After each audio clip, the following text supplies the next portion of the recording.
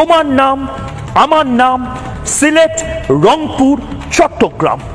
ভারতের ক্ষমতাসীন বিজেপির শীর্ষ নেতাদের প্রায়শই বাংলাদেশের সিলেট অঞ্চল দখলের হুমকি দিতে দেখা যায়। এবার সেই সিলেটেই শক্তিশালী বিমান ঘাঁটি নির্মাণ করছে বাংলাদেশি বিমান বাহিনী, যেখান থেকে সরাসরি ভারতের 7 সিস্টার্সে অভিযান চালাতে পারবে বাংলাদেশ এয়ারফোর্স। ভারতের ত্রিপুরা রাজ্যের সীমান্ত ঘেঁষে সিলেটের মৌলভীবাজারে এই বিমান ঘাঁটি নির্মাণ করছে বাংলাদেশ বিমান বাহিনী।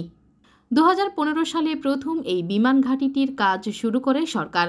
তবে ভারতের তীব্র আপত্তির কারণে এই বিমান ঘাঁটির কাজ বন্ধ হয়ে যায়। তবে দীর্ঘ প্রতীক্ষার পর আবারও সিলেটের শমশেরনগর বিমান ঘাঁটি চালু করতে যাচ্ছে সরকার। এজন্য সম্প্রতি বাংলাদেশি বিমান বাহিনী প্রধান air vice marshal Hasan Mahmud Khan সিলেটের শমশেরনগর বিমান ঘাঁটি পরিদর্শন করেছেন। বন্ধুরা, আমাদের আজকের এই ভিডিওটিতে জানব বাংলাদেশের নিরাপত্তায় সিলেটের এই বিমান ঘাঁটি কতটা গুরুত্বপূর্ণ এবং কেন এই বিমান ঘাঁটিটির কাজ বন্ধ রাখতে বাংলাদেশকে চাপ প্রয়োগ করেছিল ভারত। সিলেট বাংলাদেশের অত্যন্ত গুরুত্বপূর্ণ একটি অঞ্চল। এই অঞ্চলটি তেল, গ্যাস সহ নানা প্রাকৃতিক সম্পদে ভরপুর। বাংলাদেশের সবচেয়ে বড় গ্যাস ক্ষেত্র বিবিয়ানা গ্যাস ফিল্ড বৃহত্তর সিলেট অঞ্চলে অবস্থিত।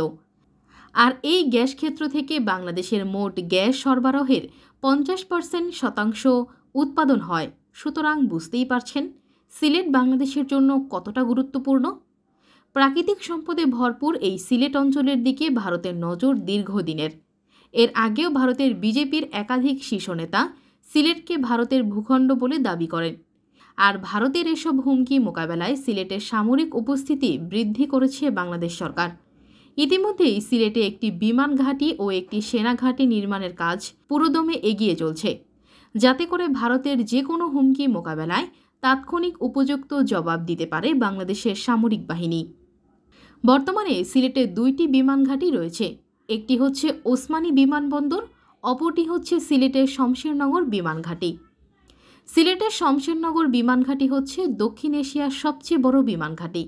1942 সালের দ্বিতীয় বিশ্বযুদ্ধের সময় তৎকালীন ব্রিটিশ সরকার সামরিক কাজে ব্যবহারের জন্য মৌলভীবাজারের কোমলগঞ্জ উপজেলার শমশেরনগর এলাকার চা বাগানের 622 একর জমি অধিগ্রহণ করে এই বিমান ঘাঁটি গড়ে তোলে। তখন ব্রিটিশরা বিশাল আয়তনের এই বিমান ঘাঁটিটির নাম দেওয়া হয় দিলজান্ত বিমান ঘাঁটি। মূলত সে সময় ব্রিটিশ সরকার জাপান, মালয়েশিয়া, মিয়ানমার ও ইন্দোনেশিয়াকে দখলের উদ্দেশ্যে নির্মাণ হয়েছিল বিমান ঘাঁটিটি। এরপর 1947 সালে ব্রিটিশরা ভারতীয় উপমহাদেশ ত্যাগ করার পর এই বিমান ঘাঁটিটি পাকিস্তান বিমান বাহিনী ব্যবহার করত। 1965 সালের পাক ভারত যুদ্ধে এই বিমান ঘাঁটি থেকে ভারতের পূর্বাঞ্চলীয় 7 রাজ্যে ব্যাপক তাণ্ডব চালিয়েছিল পাকিস্তানি বিমান বাহিনী। কিন্তু 1971 সালে বাংলাদেশ স্বাধীন হলে ভারতের অদৃশ্য চাপের কারণে এই বিমানবন্দরটিকে আর চালু করতে পারেনি বাংলাদেশ সরকার।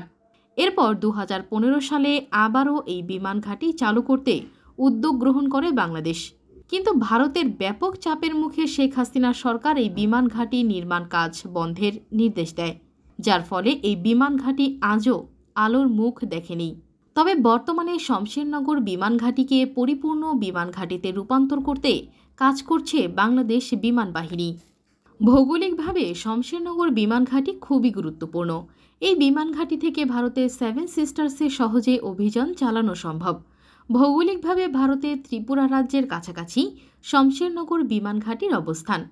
ভারত যদি বাংলাদেশের ফেনী করিডোর বন্ধ করে দিতে চায়, তাহলে শমশেরনগর বিমান ঘাঁটি থেকে খুব সহজেই ত্রিপুরায় হামলা চালানো সম্ভব।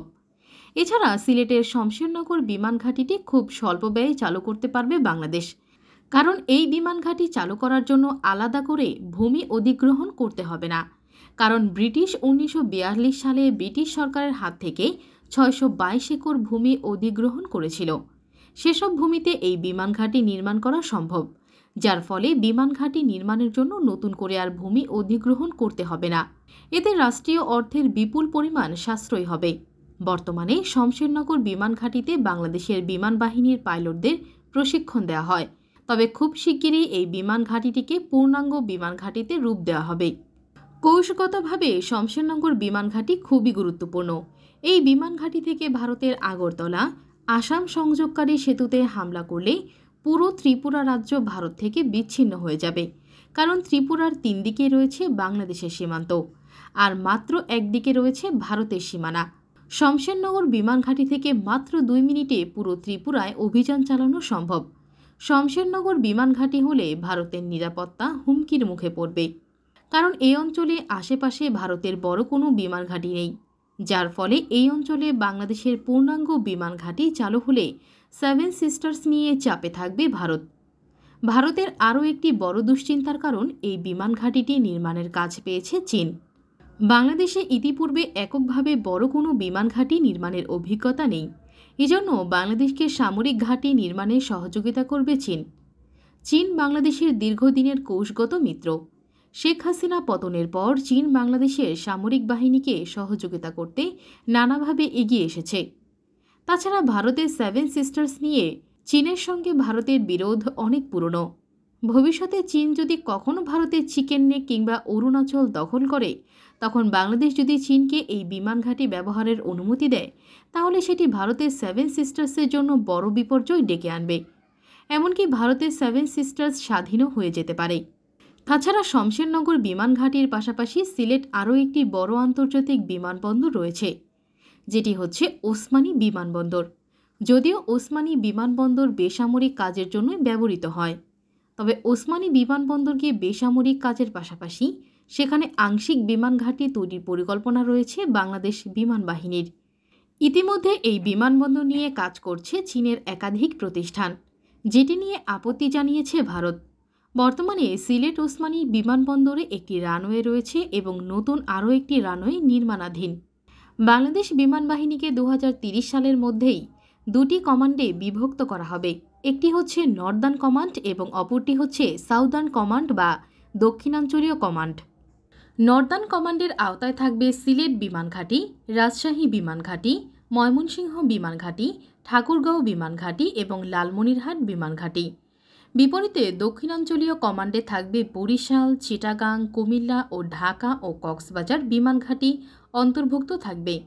এছাড়া আংশিক বিমান ঘাঁটির সংখ্যা হবে আরও 4 থেকে 5টি। আংশিক বিমান ঘাঁটির সবচেয়ে বড় সুবিধা হলো এই বিমান ঘাঁটিগুলোকে বেসামরিক কাজের পাশাপাশি যুদ্ধকালীন সময়ে পূর্ণাঙ্গ বিমান ঘাঁটি হিসেবে ব্যবহার করা যায়।